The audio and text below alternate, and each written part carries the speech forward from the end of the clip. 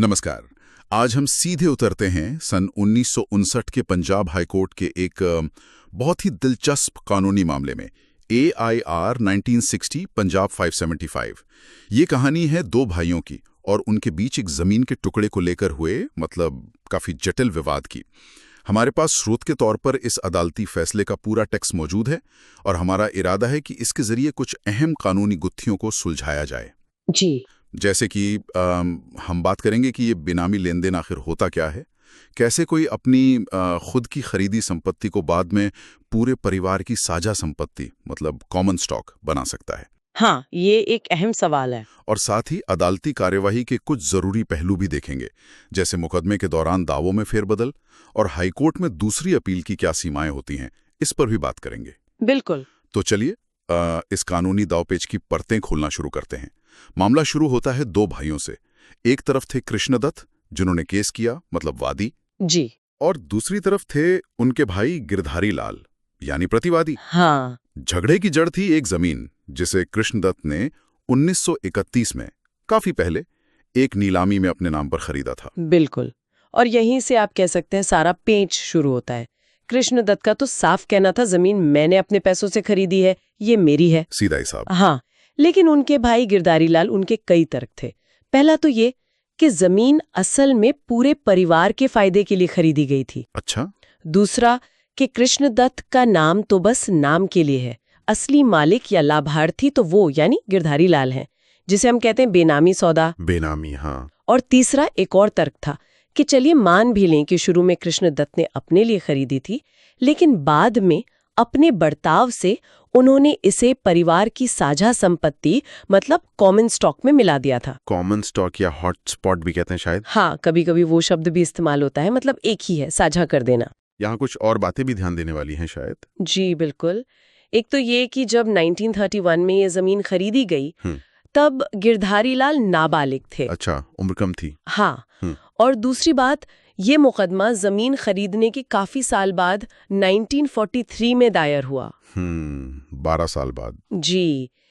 इतने वक्त बाद चीजें साबित करना वैसे भी थोड़ा मुश्किल हो जाता है। सही कहा। सबूत, गवाह, याददाश्त, सब पर असर पड़ता है। बिल्कुल। वक्त के साथ सबूत धुंधले पड़ ही जाते हैं। तो सबसे पहले ये मामला गया निचली अदालत में, ट्रायल कोर्ट। जी। ट्रायल कोर्ट ने क्या पाया, उनका क्या नजरिया था? ट्रायल कोर्ट ने माना कि हाँ, जमीन खरीदने के पैसे तो कृष्णदत्त ने ही दिए थे, ये उनकी अपनी कमाई हुई संपत्ति थी। ठीक है। लेकिन कोर्ट को ये भी लगा कि बाद के सालों में कृष्णदत्त के व्यवहार से ऐसा लगता है कि उन्होंने इसे परिवार की साझा संपत्ति मान लिया था, कॉमन स्टॉक में डाल दिया था। अच्छा, तो उन्होंने एक तरह से दोनों बातें मानी। हाँ, शुरुआत में निजी, बाद में साझा। और इसी आधार पर कि अब ये साझा हो चुकी हैं, ट्रायल कोर्ट ने कृष्णदत्त का मुकदमा खारिज कर दिया। लेकिन कहानियां खत्म नहीं हुई होगी। नहीं, बिल्कुल नहीं। कृष्णदत्त इस फैसले से खुश नहीं हुए होंगे, वो गए होंगे अपील में। जी हाँ, वो पहली अपील में डिस्ट्रिक्ट जज के पास गए। और डिस्ट्रिक्ट जज का क्या कहना था? डिस्ट्रिक्ट जज ने ट्रायल कोर्ट के फैसले को पूरी तरह से पलट दिया। पूरी तरह से? हाँ, उन्होंने कहा कि गिरधारी लाल ये साबित ही नहीं कर पाए कि ये सौदा बेनामी था।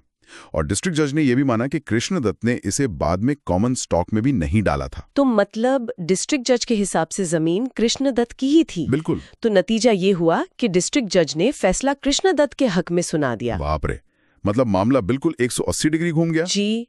एक अदालत कह रही है साझा है, दूसरी कह रही है निजी है। इसी के बाद मामला हाईकोर्ट पहुंचा होगा दूसरी अपील में। हाँ बिल्कुल। गिरधारी लाल फिर हाईकोर्ट गए दूसरी अपील लेकर। और यहीं से चीजें और पेचीदा और कानूनी तौर पर दिलचस्प हो जाती हैं। हाईकोर्ट ने दूसरी अपील में किन मुख्य कानूनी सवालों पर गौर किया? चलिए पहले ये बेनामी लेन देन वाला मुद्दा ही समझते हैं। ये शब्द हम सुनते तो बहुत हैं, पर इसका ठीक कानूनी मतलब क्या है? देखिए, बेनामी का मतलब जैसा शब्द से ही जाहिर है, बिना नाम के। कानूनी भाषा में कहें तो जब कोई संपत्ति खरीदी तो किसी एक व्यक्ति के नाम पर जाती है, लेकिन उसका असली आर्थिक मालिक कोई और होता है। अच्छा, नाम किसी का, पैसा या फायदा किसी और का। हाँ बिल्कुल। हो सकता है पैसा किसी और ने दिया हो या संपत्ति रखने का असली मकसद किसी और को फायदा पहुंचाना हो। अदालत ने इस मामले में ये साफ किया कि कोई लेन देन बेनामी है या नहीं, ये कोई हवाई बात नहीं है। ये पूरी तरह उस केस के तथ्यों और सबूतों पर निर्भर करता है। किन तथ्यों पर? कब्जा किसका रहा, उससे जो आमदनी हो रही है उसका इस्तेमाल कौन कर रहा था? इन सब सवालों के जवाब से ही अंदाजा लगाया जाता है कि असली मालिक कौन है। और सबसे जरूरी बात जो हाईकोर्ट ने कही, इन तथ्यों के आधार पर ये नतीजा निकालना कि सौदा बेनामी है या नहीं, इसे तथ्य का प्रश्न, क्वेश्चन ऑफ फैक्ट माना जाता है। तथ्य का प्रश्न? हाँ, कानून का प्रश्न नहीं। अच्छा, ये तथ्य का प्रश्न और कानून का प्रश्न, इनमें क्या फर्क है और ये दूसरी अपील के लिए इतना महत्वपूर्ण क्यों है? ये बहुत अहम है, खासकर दूसरी अपील के लिए। देखिए, हमारी न्याय व्यवस्था में हाईकोर्ट जब दूसरी अपील सुनता है सिविल प्रक्रिया संहिता की धारा 100 के तहत, तो उसका मुख्य काम होता है कानून के महत्वपूर्ण प्रश्नों पर विचार करना। सिर्फ कानून के प्रश्न? हाँ, मोटे तौर पर हाईकोर्ट आमतौर पर निचली अदालतों, जैसे इस मामले में डिस्ट्रिक्ट जज, उनके द्वारा तय किए गए तथ्यों के निष्कर्षों में तब तक दखल नहीं देता जब तक कि वो निष्कर्ष बिल्कुल ही बेबुनियाद न हो। बेबुनियाद मतलब किसी भी सबूत पर आधारित ना हो या इतने अतार्किक हो, परवर्स हो कि कोई भी समझदार इंसान वैसा नतीजा न निकाल सके। अच्छा। सिर्फ इसलिए कि हाईकोर्ट को लगता है कि वो सबूतों को शायद अलग तरह से देखता, वो निचली अदालत के तथ्यात्मक फैसले को पलट नहीं सकता। अदालत ने इस सिद्धांत के लिए पुराने स्थापित मामलों का भी जिक्र किया, जैसे श्री मीनाक्षी मिल्स का मामला। समझ गया। तो इस सिद्धांत के आधार पर इस केस में बेनामी वाले मुद्दे पर हाईकोर्ट का क्या स्टैंड रहा? हाईकोर्ट ने डिस्ट्रिक्ट जज के उस निष्कर्ष को सही माना कि ये लेन देन बेनामी नहीं था। मतलब डिस्ट्रिक्ट जज का फैसला बरकरार रखा? जी, डिस्ट्रिक्ट जज ने ये फैसला तथ्यों को देखकर किया था, जैसे कि कृष्णदत्त ने खुद पैसे दिए थे और जमीन खरीदते वक्त गिरधारी लाल नाबालिग थे, तो उनके पैसे लगाने की बात वैसे भी कमजोर थी। हाँ, ये तो है। तो हाईकोर्ट को लगा कि डिस्ट्रिक्ट जज का निष्कर्ष सबूतों पर आधारित था, वो अतार्किक या परवर्स नहीं था।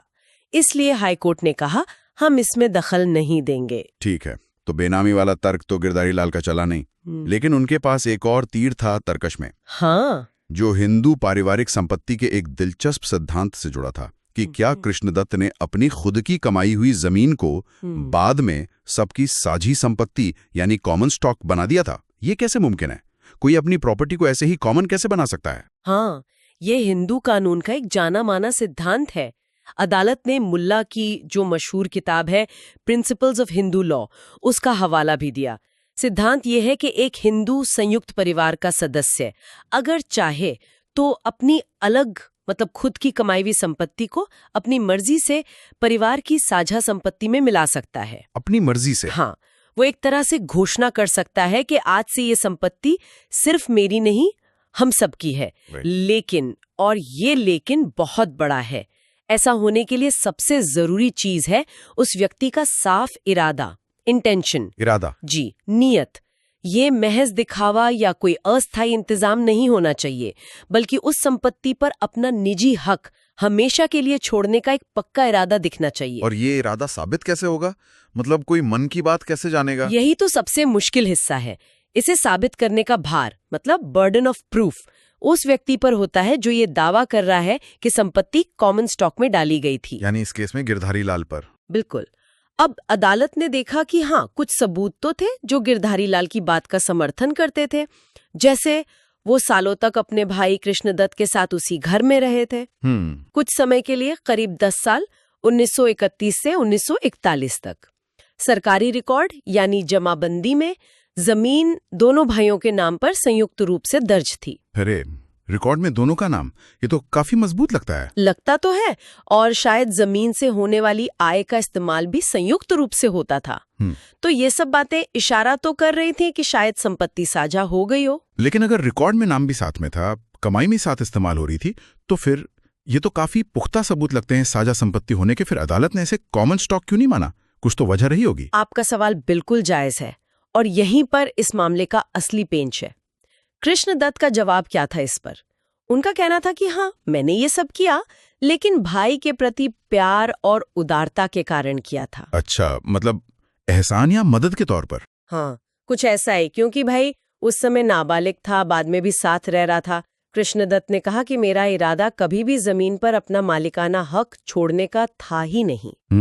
ये जो संयुक्त नाम था रिकॉर्ड में, या आय का साझा इस्तेमाल ये महज एक सुविधा या पारिवारिक व्यवस्था थी, संपत्ति का चरित्र बदलने का इरादा नहीं था। और कानून की नजर में, जैसा आपने कहा, सबसे जरूरी क्या है? इरादा, नियत, इंटेंशन। तो अदालत ने इस इरादे वाले सवाल पर आखिरकार क्या कहा? हाईकोर्ट का क्या मानना था? हाईकोर्ट ने फिर वही सिद्धांत दोहराया जो बेनामी वाले मुद्दे पर था, कि ये सवाल कि संपत्ति कॉमन स्टॉक में डाली गई या नहीं, ये भी मुख्य रूप से एक तथ्य का प्रश्न है। ये भी तथ्य का प्रश्न? हाँ, क्योंकि ये उस व्यक्ति के इरादे का सवाल है, और इरादा कैसे पता चलता है? उसके आचरण से, उसके बयानों से, मामले के सारे हालात को देखकर। ठीक है। हाईकोर्ट ने माना कि डिस्ट्रिक्ट जज का जो निष्कर्ष था कि संपत्ति कॉमन स्टॉक में नहीं डाली गई थी, वो शायद बहस का मुद्दा हो सकता है। मतलब हो सकता है कोई और जज उन्हीं सबूतों को देखकर अलग नतीजा निकालता। हाँ, मुमकिन है। लेकिन हाईकोर्ट के मुताबिक डिस्ट्रिक्ट जज का निष्कर्ष इतना भी बेतुका या बिना सबूतों वाला नहीं था कि उसे परवर्स कहा जा सके। अच्छा। इसलिए वही दूसरी अपील की सीमाओं वाली बात आ गई। हाईकोर्ट ने कहा कि हम इस तथ्यात्मक निष्कर्ष में भी हस्तक्षेप नहीं करेंगे। उन्होंने सुप्रीम कोर्ट के फैसलों का हवाला भी दिया, जैसे देईती पट्टाभिराम स्वामी का केस, जो इसी बात पर जोर देते हैं। मतलब सबूत चाहे जितने हों, अगर वो नियत या इरादा साफ तौर पर साबित ना हो पाए तो बात नहीं बनेगी। ये तो संपत्ति साझा करने का दावा करने वाले के लिए काफी मुश्किल हो गया। बिल्कुल, ये दिखाता है कि कानून सिर्फ बाहरी कामों को नहीं देखता, उसके पीछे की मंशा को भी बहुत अहमियत देता है, और उस मंशा को साबित करना कितना जरूरी और कभी-कभी कितना मुश्किल होता है। अच्छा, इस मामले में एक और कानूनी पेंच भी था जो अदालती प्रक्रिया से जुड़ा था, अभिवचनों में संशोधन का, अमेंडमेंट ऑफ प्लीडिंग्स। ये क्या मामला था? हाँ, ये भी एक अहम टेक्निकल पॉइंट था। हुआ ये कि मुकदमा चलते चलते बीच में ही कृष्ण दत्त ने अपना दावा बदल दिया। दावा बदल दिया? कैसे? शुरू में उन्होंने पूरी जमीन पर अपना हक जताया था, लेकिन बाद में शायद किसी वजह से उन्होंने अपना दावा संशोधित करके सिर्फ आधे हिस्से तक सीमित कर दिया। आधी जमीन पर? अच्छा। अब जब कृष्ण दत्त ने अपना दावा आधा किया तो गिरधारी लाल ने सोचा, ये तो मेरे हक में जाता है। उन्होंने भी अपनी लिखित बयान यानी रिटन स्टेटमेंट में कुछ नई दलीलें जोड़ने की कोशिश की। क्या दलीलें? वो कहने लगे कि देखिए, कृष्ण दत्त ने खुद ही अपना दावा आधा कर लिया है। यही तो इस बात का सबूत है कि संपत्ति असल में साझा थी या इसमें मेरा भी हक था। तो क्या गिरधारी लाल को ऐसा करने की इजाजत मिली?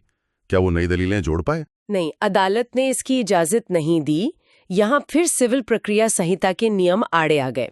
वो नियम जो ये तय करते हैं कि मुकदमे के दौरान दावों या बचावों में कब और कैसे बदलाव किए जा सकते हैं। सिद्धांत ये है कि अदालतें आमतौर पर संशोधन मतलब अमेंडमेंट की इजाजत देती हैं ताकि पार्टियों के बीच का असली विवाद तय हो सके, सच्चाई सामने आ सके। ठीक है। लेकिन इसकी भी सीमाएं हैं। जब एक पार्टी अपना दावा बदलती है तो दूसरी पार्टी को उसका जवाब देने का हक तो है, पर वो इस मौके का इस्तेमाल करके ऐसी बिल्कुल नई दलीलें नहीं ला सकती जो उसके मूल बचाव का हिस्सा ही नहीं थी। अच्छा, मतलब एकदम नया मुद्दा नहीं उठा सकते। हाँ, या जो पूरे मामले का रुख ही बदल दें, खासकर बिना अदालत की खास इजाजत के। तो मतलब गिरधारी लाल ये नहीं कह सकते थे कि वादी का दावा आधा करना ही मेरे पक्ष में एक नया सबूत है। हाईकोर्ट ने यही माना। उनका कहना था कि गिरधारी लाल का मूल बचाव क्या था कि जमीन या तो बेनामी है या कॉमन स्टॉक में डाली गई थी। हाँ, यही दो बातें थी। ये वादी के साथ नाइंसाफी होगी और मुकदमे की निष्पक्षता पर भी असर पड़ेगा। समझ गया। इसलिए उन नई दलीलों को रिकॉर्ड पर लेने से मना कर दिया गया। उफ, काफी सारी कानूनी बारीकियां थी इस एक मामले में। तो इन सब दलीलों, सबूतों और कानूनी सिद्धांतों पर गौर करने के बाद हाईकोर्ट का अंतिम फैसला क्या रहा?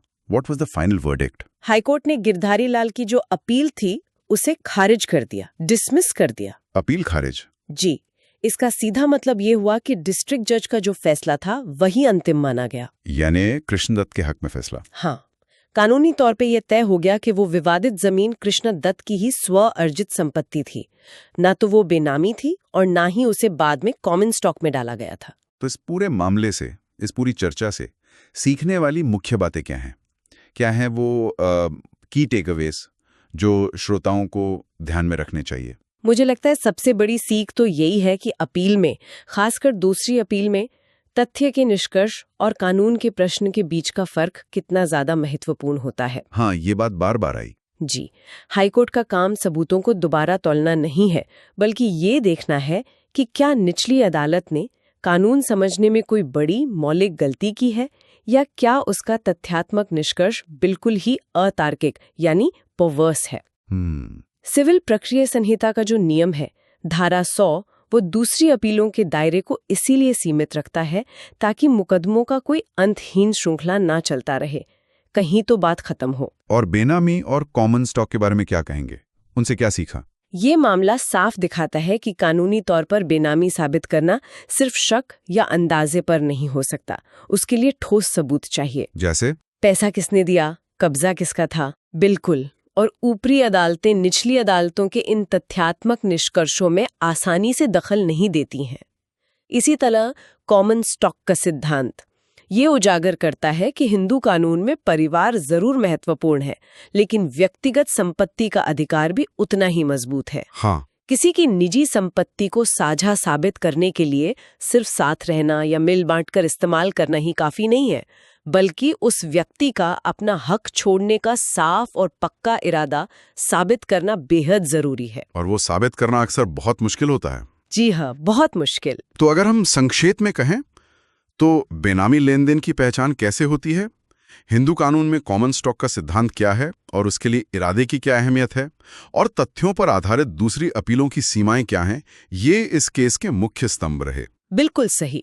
और एक अंतिम विचार जो मेरे मन में आ रहा है वो ये है कि संपत्ति विवादों में शुरुआती दावे यानी प्लीडिंग्स कितनी सावधानी से बनानी चाहिए। हाँ, वो अमेंडमेंट वाले पॉइंट से ये साफ हुआ। जी, और पार्टियों का लंबे समय तक का आचरण कितना मायने रखता है, पर फिर भी निर्णायक नहीं हो सकता।